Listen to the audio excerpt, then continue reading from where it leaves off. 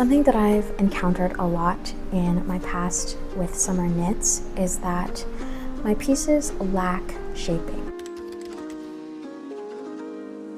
I often have fit issues in the bust region, especially with tank tops and t-shirts and things of that nature. And I have found that the reason is because they don't have options to include shaping for curvier body types. It's been hard to find patterns, especially summer garment patterns, that incorporate all the measurements of the upper body. And I think it's probably very difficult from the designer's perspective. I think the challenges may lie in defining our bodies with just one measurement.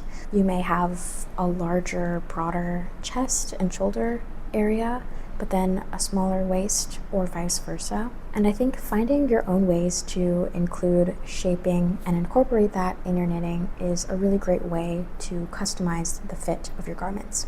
So this season with my summer knitting, I've been experimenting a lot with bust shaping through various different techniques, and I want to give you guys some sort of guide or instruction on how you can incorporate your own bust shaping into virtually any knit garment. So today I'll be explaining what bust shaping is, when you might need it, and how to incorporate it in your knitting. I have one garment that I actually will be doing a demonstration on using one of the methods.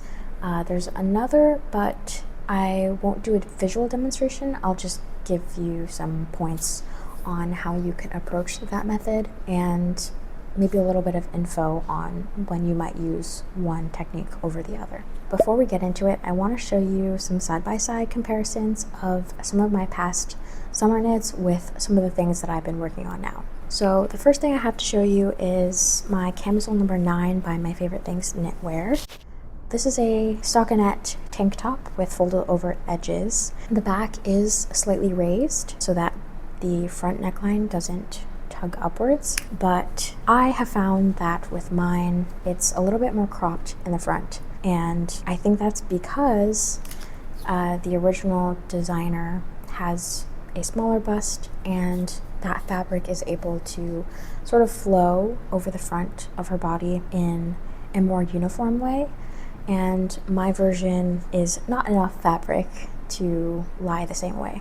So my fabric has to travel more of a distance over the curve of my bust, and therefore it impacts the fit of the garment by making it more cropped in the front. So you can see my belly button when I wear it, which wasn't the original intention, but I kind of just accepted my fate and I wear it cropped. Another top that I knit last summer that has some fit issues is my espresso top by Like a Knit.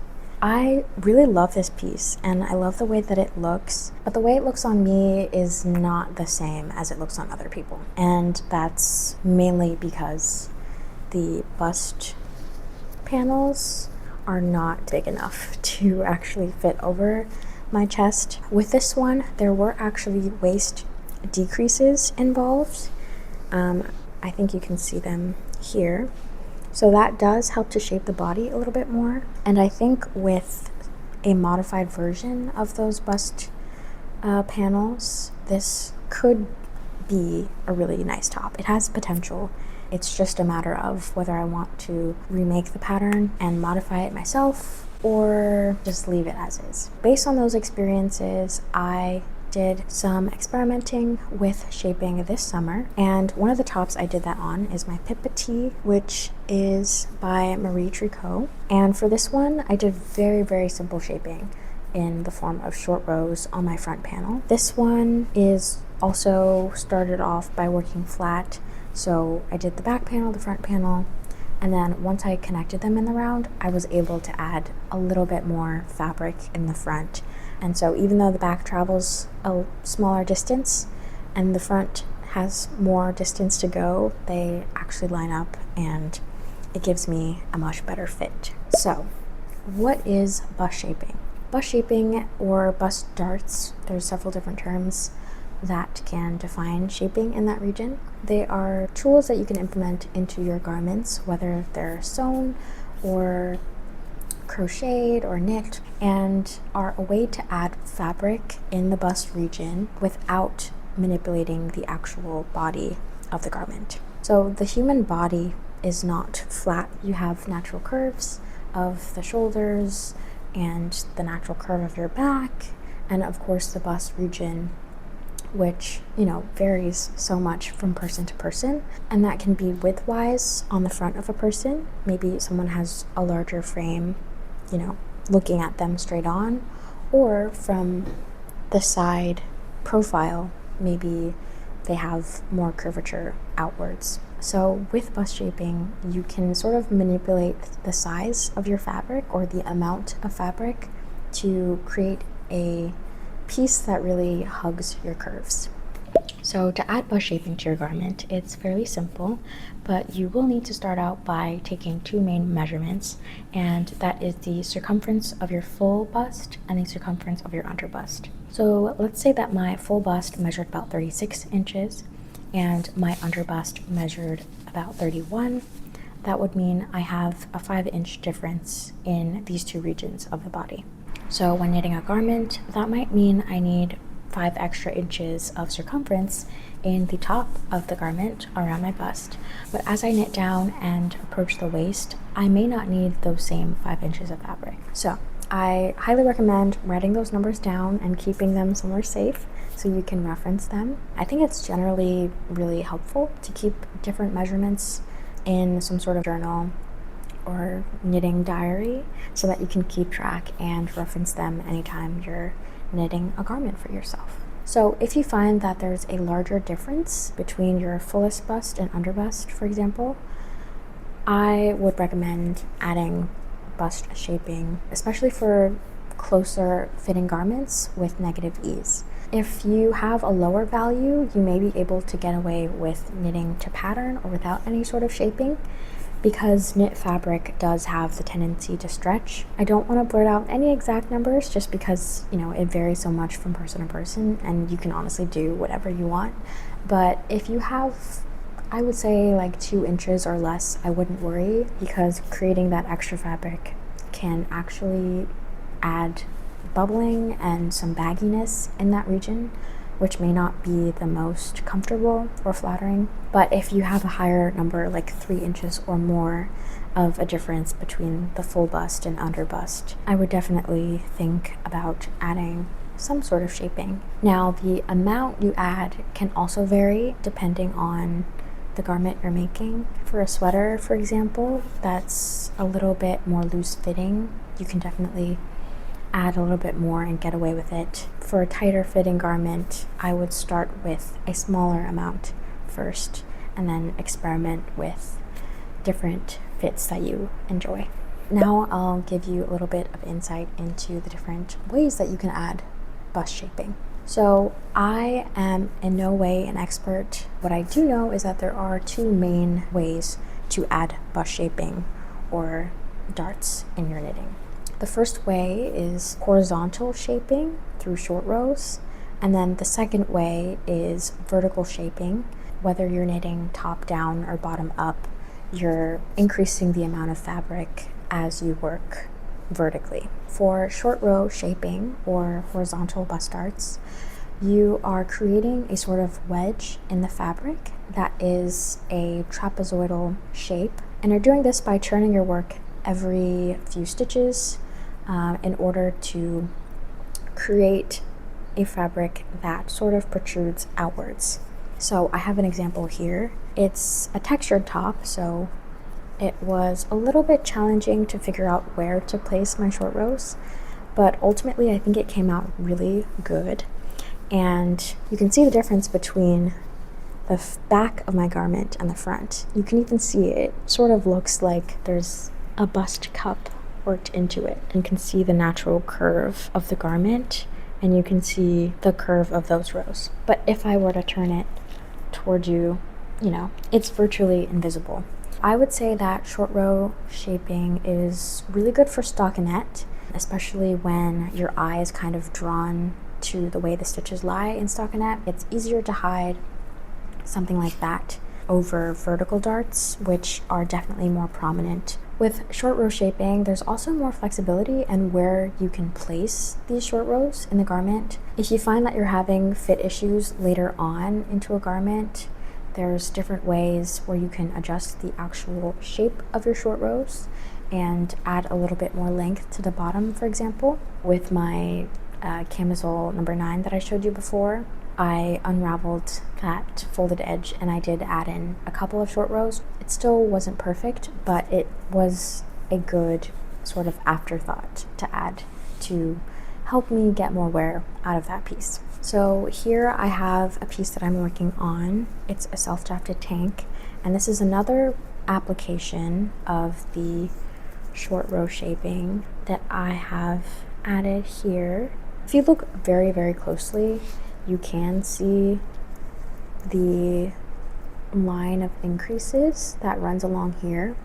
But once I block this, I think it's going to be very seamless and invisible to the eye.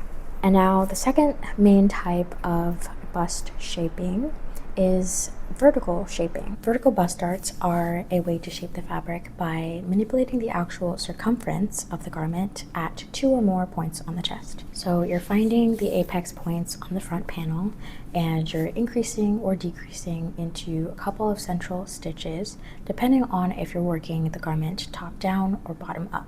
And so this method of shaping effectively creates a dome or cup shape. Let's say you're working top down. When you approach the center of the bust cup, you would be increasing outwards, and then you would do a few rows plain, and then as you're working around, you would continue down by decreasing into those central stitches in order to create a shaped cup.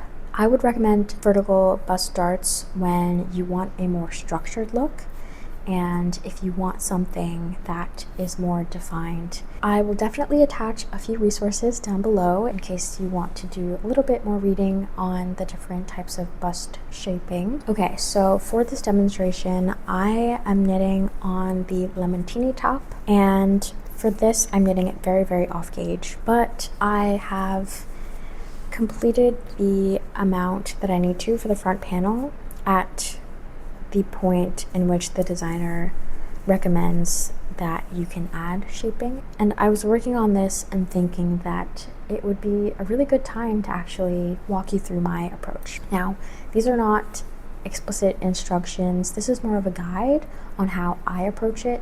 If I haven't already inserted it, I hope I did, but here is a very, very helpful image that I have used in the past to create my shaping. Now, I did stray from this slightly in some of my other tops, but the general idea or general shape is what I applied. So I'm gonna do a little bit of the same technique here, and I'll be walking you through step by step how I figure out my measurements and stitch counts and placement of the short rows and everything.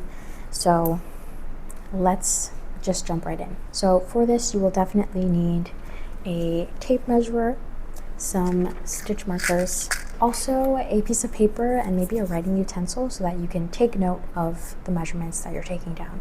So when knitting your short rows, you're creating a wedge shape, like I mentioned, in a sort of trapezoid. And in this image, they're actually two trapezoids sort of stacked on each other, but in a mirrored way. Whether you're working top down or bottom up, you're going to be starting with your shortest rows first. I'm working this top down. I have reached the point where the garment will reach at least an inch from my underarm. I only have one panel right now, so I am still working flat. If you're knitting in the round, you would join your two pieces together and knit, like I said, at least an inch below that point where you joined, and then you would start your shaping. When you're knitting in the round, you want to make sure that you place a marker on the front and the back to make sure you distinguish between the two, because I have unfortunately made the mistake where I accidentally did all the measurements and calculations, put my stitch markers on there, and then knit the short rows on the back side by accident, and then I had to frog it and it was a whole thing. So definitely mark which side is the front and which side is the back. So now we're going to take some measurements. So get your tape measure out. We're going to be referencing the numbers that we took down before of our full bust and under bust. To add to that, we're going to be measuring the length from the top of the chest to the under bust. I like to start basically at my underarm and measure across, and that's going to be the starting point for where I measure. I'm going to measure down up until my under bust. That's about 6.5 inches, and that's with me wearing my preferred undergarment. Definitely take your measurements while wearing your preferred clothing. Now you're going to need the measurement of your center back up until the same point of your under bust. We're basically going to measure from the underarm, and that will be the rough estimate of that length. So for me, that measurement is about 4.5 inches. So let's say I was going from point A to point B on the back, that would be 4 inches. But on the front side, to travel that same distance, I would need 6.5 inches of fabric. Now, when you're knitting a garment that has negative ease, even though the difference for me, for example, is 2 inches, I know that I might not want to include the full 2 inches because I need to account for the stretch of my fabric. I think I'm going to decide on just 1 inch, and that's because I'm knitting with a pretty stretchy fabric, and I don't want to include too much fabric to the point where it's a little bit bulky around the chest.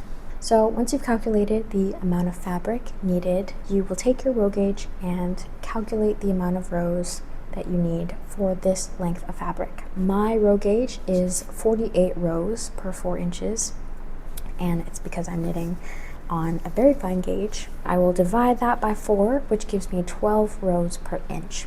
So since I only need to add 1 inch of fabric, I will be doing 12 short rows. If you end up with a number that is slightly higher or lower, maybe you end up with an odd number or a number with decimal, I would just round up to the closest even number, because you want to make sure that you have an even amount of knit rows versus purl rows. Now that I've determined that I have 12 rows to do this shaping, I'm going to be dividing that number into 2. That way I'll have 6 rows for that first wedge, and then another 6 rows for the bottom wedge.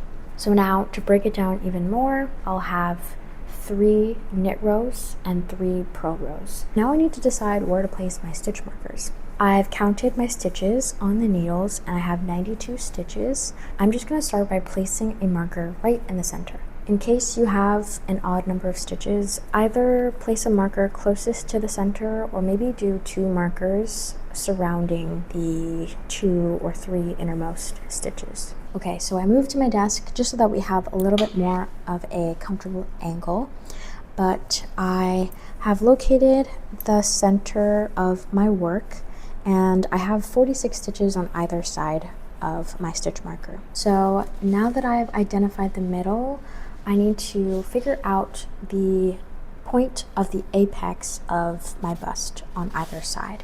I can see that the apex will be about here. So I'm just gonna mark that point, and now I'm gonna count the amount of stitches from that marker to the center. I've counted about 15 stitches. So now I'm gonna place the apex marker for the other side, and I'm gonna do that by counting 15 stitches in the other direction from that center marker. So with that, we have located the 2 points of the apex of our chest, and those are going to be where we place our shortest rows. We will not do any turns within this amount of fabric. The next step is to identify where we'll place our longest turns. For me, I'm going to place them at the very edge. So instead of placing an actual stitch marker, I'm just going to mark my 2 end stitches. If you're working in the round, that point on either side would likely be at the underarm in the center or before the actual underarm. On my textured cable top. I think I did my longest turn, maybe like 4 to 6 stitches before the beginning of round on one side, and then at that same point at the other underarm. Okay, so we've marked our shortest rows and the points where we'll do our longest rows. And now we're just gonna need to figure out where we're actually placing our turns and how to place them proportionally to the amount of rows we need to work. If we're looking at our work here, this would be the beginning of my row, and I would be working my first row up until the innermost apex point on the left side. Row 2 will be to the second innermost point on the right side, so row 2. Now row 3 needs to be placed somewhere in between our first and last marker.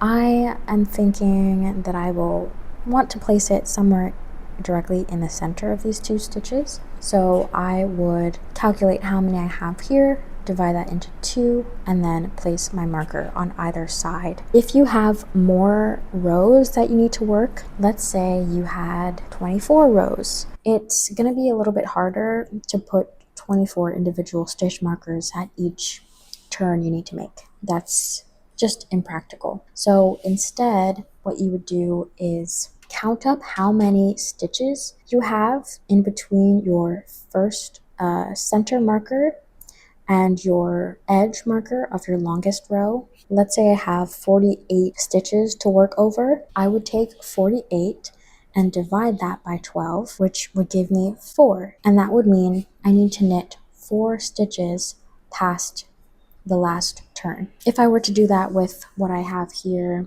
I started out with 92, I divided that in half, so I had 46 on either side. I know that I'll have 3 right side rows, 46 divided by 3, 15 and 1/3 basically. So that works out, that makes sense. I have about 15 stitches in between my shortest and then my longest marker. So hopefully everything made sense with that explanation part of the video. And now we're gonna jump into the knitting.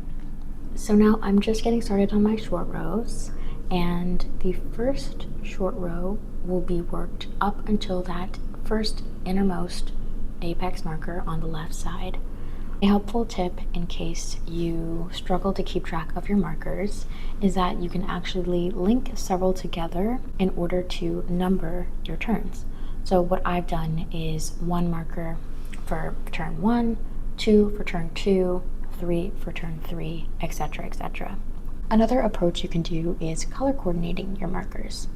Maybe you use rainbow colors and attach each color to a number, so red being 1, or maybe you assign your odd number rows to one color and your even number rows to another.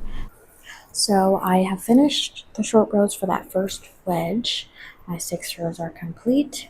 For this next wedge, we need to basically mirror our work and start by knitting from edge to edge and working our way inwards to those 2 apex points. At that point, I will have finished my short rows, and from there I just want to make sure that I knit back in the opposite direction to make sure that I have done a full plain row at the end. So here is my finished work. I did all 12 rows, 6 rows for each wedge of fabric. And you can see I've placed a marker here at the bottom to show that I began my shaping here. So there's about an inch of added fabric. Now, the actual shape is very subtle. I think it'll be more noticeable when I actually knit the full length and attach a back panel, but it does sort of want to curve outwards like this, and this is after blocking, so I can tell that the shaping was successful. And even though it was a minimal amount of fabric added, I know that in the long run this will have a nice comfortable fit. I also want you to know how invisible it looks, like you can't see any of my turns, And honestly, that's helped out a lot by the variegation of this yarn. But regardless, in the actual texture, you can't see my short row turns, which is, it's nice. So I'm hoping that your short rows also came out successfully if you followed along. If you have any questions, please let me know. I want to try my best to answer any questions you might have, and I think doing so will actually help me learn a lot in the process. As I said before, I'm by no means an expert. This is all just a learning process, but I've had lots of fun doing these calculations and figuring out how I can sort of add my own touch to my knit garments and make a very customized wardrobe. In case you try the other method of adding vertical bust darts, I would love to hear about your experience and see if that method works really well for you and what your applications might be. And I also want to know whether you prefer the short row method or the increase method. As mentioned before, there will be links down below for additional resources, and I also invite you to share some of your own resources with me if you have any that I should look into. But with that being said, I really hope you enjoyed this video and hopefully you learned a little something. Be sure to like and subscribe, and also hit the notification bell to get notified when I upload. And I think that's everything. So with that, have a fun time creating, and I'll see you in the next one.